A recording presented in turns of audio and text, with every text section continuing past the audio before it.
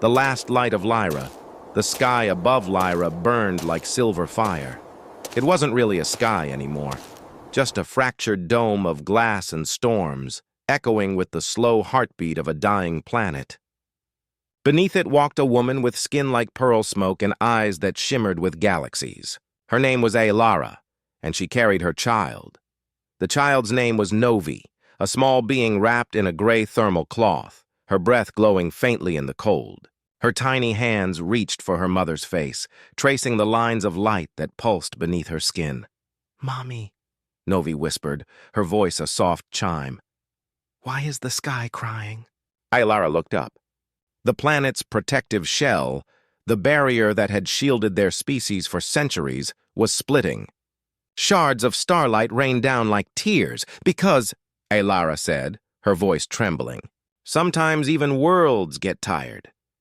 She walked carefully through the ruins of a city once called Virene, where glass towers leaned like broken memories and wind whispered through hollow streets. Every step echoed with what used to be. A marketplace filled with laughter, the hum of airships, the songs of a people who believed they would last forever. Now there was only silence. Silence and the hum of Lyra's life-pod beacon, their last hope for rescue.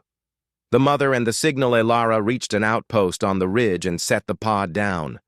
Her hands shook as she adjusted the transmitter, glowing lines dancing across the device. "Come on," she whispered. "Anyone, please hear me!" The beacon flickered weakly. She had sent the message 100 times before, each one drifting into the endless static between stars. No one ever answered. Novi's voice broke the quiet. "Mama, are we going home soon?" Lyra smiled, even though her heart was splintering. "We are home, little one." "Wherever you are, that's home." Novi giggled and hugged her arm. Her warmth was small but bright, like a living star against the cold. Lyra turned off the beacon for a moment to conserve power. She looked out over the horizon, lightning veins crawling across the sky. The planet's core was collapsing. She had days, maybe hours. She touched the pendant at her neck, a crystal containing the last memory of her mate, Ryan. His laughter still echoed faintly when she held it close. He'd been a pilot, lost in the Great Exodus when the first evacuation ships left. He never came back. She had promised to keep their child safe. Even if it meant being the last mother on Lyra, the song of the wind that night, Lyra sang. It was a lullaby from the old times before the sky began to fall. Her voice rose and fell with the wind, each note like a shard of light breaking through darkness. Novi's eyes grew heavy. "Mama, will Daddy find us when he comes back?" Lyra's throat tightened. "Yes, my love. He'll follow the song. He always did."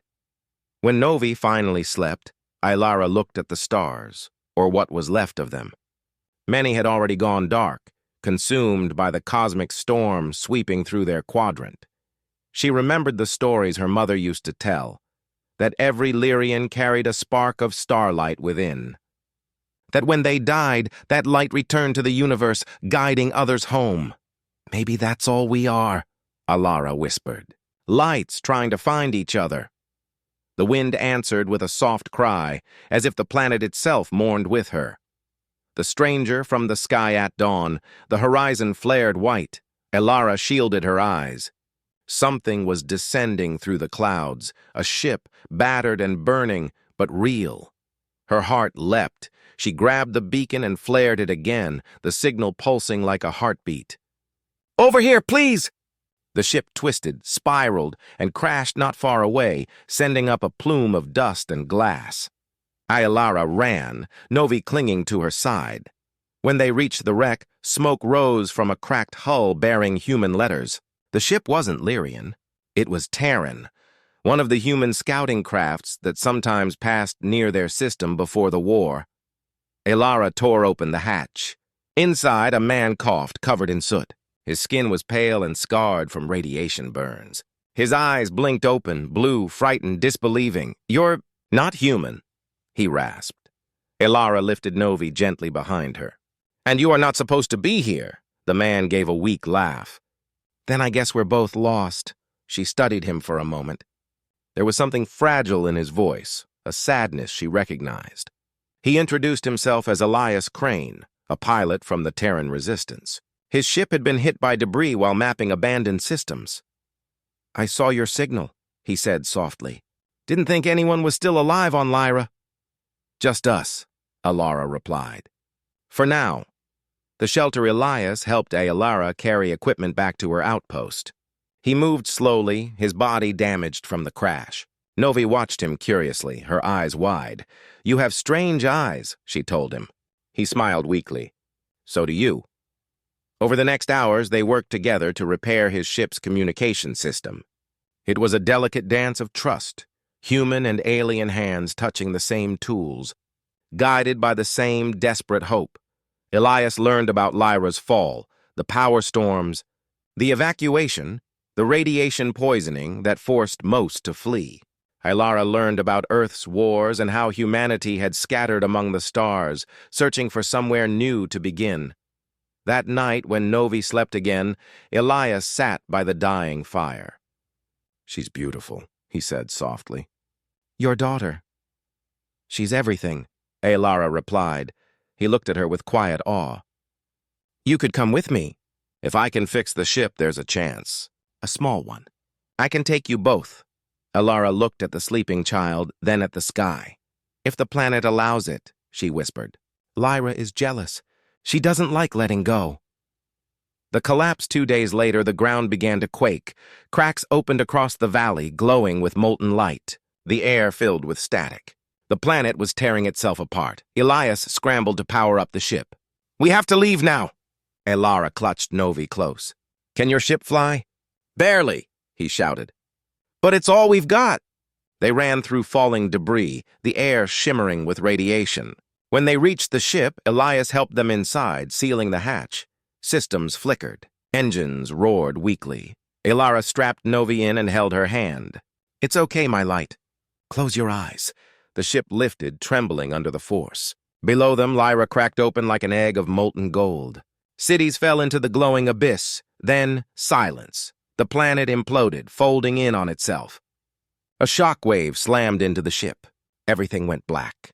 The star between worlds, when Lyra woke, everything was weightless. Through the viewport, she saw the remnants of Lyra, a field of glittering dust, drifting through space like frozen tears. Elias groaned from the cockpit. "We made it out." "Barely." The ship's systems were dying, power reserves almost gone. No contact, no beacon, just endless dark. Lyra floated toward the glass, holding Novi against her. "Our home," she whispered. "Gone." Novi looked up. "But the stars are still there." Lyra smiled faintly. "Yes, they're still there." For a long time, no one spoke. Just the hum of dying engines and the sound of Novi breathing softly in her arms. Then Elias said quietly, "We can drift toward the signal range of a Terran relay. It's weeks away, but if we conserve oxygen—" He stopped. Lyra's glow was fading. Her species was tied to their world. Without Lyra's atmosphere, her body was slowly failing. She knew it, but she didn't tell him. Instead, she placed Novi's small hand in his. "Promise me," she whispered. "You'll keep her safe." Elias looked at her, horrified. Don't say that. We'll make it together," she smiled. "You're human. You still believe in together." The gift that night, or whatever passed for night in the void, Lyra told Novi a story. "Once," she began, "there was a star who had a daughter. Every night she would watch her daughter dance among the planets. But the star knew that one day her light would fade. So she gave her child a piece of her heart to keep her warm forever." Novi listened, tears glimmering in her eyes. "What happened to the star?" Lyra touched her forehead gently. "She became the wind between worlds." When Novi finally slept, Lyra took off her pendant, the crystal of Ryan's memory, and placed it around her daughter's neck. Then she looked at Elias. "When she wakes, tell her I became light." Elias shook his head, voice breaking. There has to be another way. But there wasn't. Lyra kissed her daughter's forehead one last time, and then stepped toward the airlock. Outside, the starlight embraced her. Her body shimmered, dissolved, becoming dust and color, merging with the drifting remains of Lyra. Elias whispered through the glass, "You are the last light of your world," and then she was gone. The child of two worlds' days passed. Weeks, maybe. Elias talked to Novi as they floated through space. He told her stories about Earth's oceans, about trees, about blue skies that didn't burn. Sometimes she laughed. Sometimes she just stared at the stars. "She's still there, isn't she?" Novi asked once. Elias looked out at the glowing dust fields. "Yeah," he said softly. "Everywhere." One day, the ship's sensors beeped faintly. A Terran relay picked up their distress signal. Elias smiled for the first time in weeks. "We're going home." Novi pressed her hand to the window. "No," she said quietly. "We already are." He didn't understand at first. Then he saw it, the dust of Lyra forming a faint trail, like a path of light guiding them through the dark. Elara's light. The ship followed it, carried by what felt like the breath of something vast and gentle. Epilogue. The New Dawn years later, on a small colony world orbiting a calm yellow star, a child played in the fields of silver grass. Her hair shimmered faintly in sunlight, and her eyes glowed with distant galaxies. Her name was Novi Crane, daughter of two worlds, human and Lyrian. When the night came, she looked up at the stars. Somewhere out there, beyond the reach of telescopes and time, a soft light pulsed, steady, eternal. She smiled and whispered, "Good night, Mama." And for a moment the stars seemed to answer.